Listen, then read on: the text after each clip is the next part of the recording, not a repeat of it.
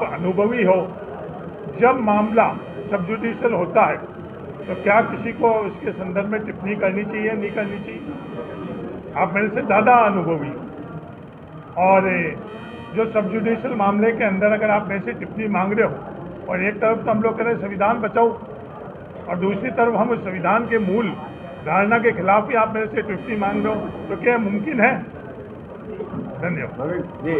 मामला था बजट की सड़कें छुट्टी पड़ी हुई हैं, कई ऐसे जो कार्यक्रम है या फिर ऐसी चीजें जैसे रेलवे स्टेशन है कब का बन जाना चाहिए था, लेकिन आगे कुछ ज्यादा काम नहीं हुआ।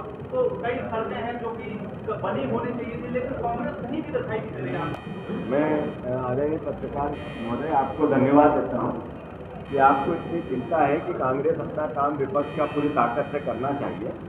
और ये भी आपने साथ साथ कहा कि जो ग्वालियर का जो जिला प्रशासन है या ऐसी सरकार है मध्य प्रदेश की, वो जिस तरीके से ग्वालियर की अवहेलना हुई है, केवल यहाँ से वोट लेना, बड़ी बड़ी बातें करना, बड़े बड़े भाषण करना और नेताओं ने अपना भविष्य सिक्योर करना, पर ग्वालियर को पलटे में कुछ न देना। यहाँ के रोजगार की दिक्कत को लेके, यहाँ की कानून व्यवस्था की दिक्कत को लेके, जो नए बच्चे युवा हमारे परिवार के जो पूरे ग्वालियर चंबल संभाग से पलायन करते हैं उसको लेके, यहाँ नशे की जो समस्या है उसको लेकर कई ऐसे सवाल हैं जो आपने एक तरह से हमें अवगत कराया। आपकी चिंता जायज़ है, हम आगे इसको सुधार करें।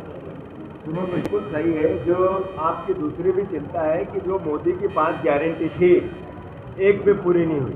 वो चाहे किसानों को 2700 के गेहूं के दाम हो, 3100 धान के दाम हो, चाहे महिलाओं के, हमारी बहनों के 3000 की बात हो या 450 का गैस सिलेंडर हो, मोदी की गारंटी सबसे फ्लॉप गारंटी। ये आपने बात जो कही इसको मैं पूरी ताकत से आपको इस बात को आग्रहपूर्ण कहता हूँ कि हमने सदन में भी इस बात को, हमारे सारे विधायकों ने, हमारे CLP लीडर ने, हमारे उप नेता यहाँ बैठे उनने पूरी ताकत से सही स्टेज पे सही तरीके से उठाया। आप शायद जमीनी स्तर पर इस लड़ाई को लड़ना पड़ेगी, बिल्कुल सही है, पर हम जिला स्तर पर इसके कई हमने आंदोलन किए हैं और आने वाले समय में आपकी भावना को ध्यान रखते हुए इसको घर घर तक इस बात को, इस भावना को कि मोदी गारंटी है ना झूठ की गारंटी, केवल झूठ बोलो और वोट लो, ये स्थिति है। इसको घर घर एक आंदोलन के रूप में ले जाना चाहिए।